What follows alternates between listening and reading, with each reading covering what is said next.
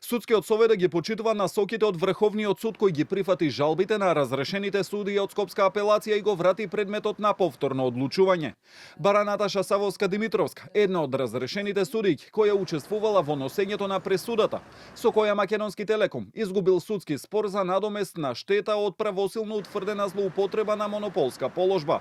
Врховен му укажал на судскиот совет, вели Савовска, да донесе решение за изземање на членот на советот Тања Чачарова-Илиевска, која е подносител на барањето за утврдување на одговорност на судиите, бидејќи како што вели, негирала дека има судирни интереси, вршела функција председавач на собранието на акционери на Македонски телеком. Врховниот суд му укажува на судскиот совет дека е должен да донесе решение за изземање на овој член на судскиот совет, бидејќи кон барањето за изземање се доставени писмени докази за судир на интереси, за обавување на ваквата функција од страна на Македонски телеком.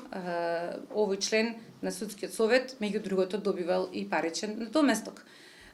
Тоа и така зборува дека истата била пристрасна, според мене, во незиното постапување како носител на функција член на судскиот совет. Нејзиниот адвокат ги нарече шпекулации наводите дека вршела притисоци врз колешките со кои одлучувале во предметот, но и дека имало двоен записник. Единствен притисок што е пријавен и во судскиот совет и пред надлежни органи е од судијата Наташа, за тоа се доставени докази во судскиот совет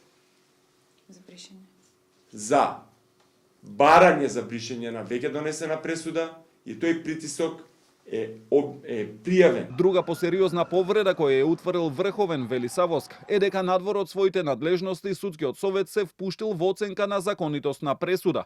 Според неа ова е директно мешање во независноста на вршењето на судиската функција. После оваа донесена одлука на судскиот совет се чувствува страв кај судиите да одлучуваат врз основа на закон и докази. Зошто? Затоа што иако треба да се сите еднакви пред законот, доколку една од странките е некоја моќна компанија, истите врз основа на овој наш случај со примерот со мене како судија можат да се соочат со водење на постапка и евентуално нивно разрешување, што е недозволиво. Мислам дека директно е загрозена независноста на судската власт. Савовска вели дека злоупотребата на монополската положба не ја утврдила апелација, туку Комисијата за заштита на конкуренцијата, пошто следувале пресудите на управен и виш управен суд.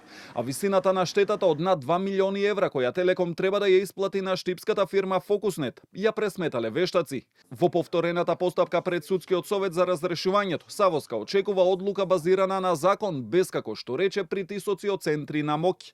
Од советот и посочениот член на советот Чачарова-Илиевска за сега нема никаков коментар.